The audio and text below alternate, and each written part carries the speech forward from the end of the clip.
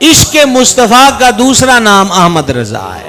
امام اہل سنت رحمۃ اللہ علیہ کے بارے میں اکثر ایک بات عرض کیا کرتا ہوں کہ امام احمد رضا وہ ہے جو امت کے دل کا رشتہ حضور کی ذات سے ٹوٹنے نہیں دیتا، اور دوسرا امام اہل سنت کا امت مرحومہ پر یہ احسان ہے کہ انہوں نے اپنی تحریر سے، تقریر سے، تربیت سے، واعظ سے، نصیحت سے، شب و روز کی محنت سے انتھک کوشش کرنے پر امام احمد رضا نے اس امت پر احسان کیا ہے، اور وہ احسان یہ ہے کہ وہ سرکار دو عالم علیہ الصلوۃ والسلام اور حضور کی کسی بھی نسبت کا بے ادب نہیں ہونے دیتے، چاہے وہ صحابہ کرام ہوں، چاہے وہ اہل بیت اطہار ہوں، چاہے وہ اولیاء امت ہوں، وہ کسی کا بے ادب۔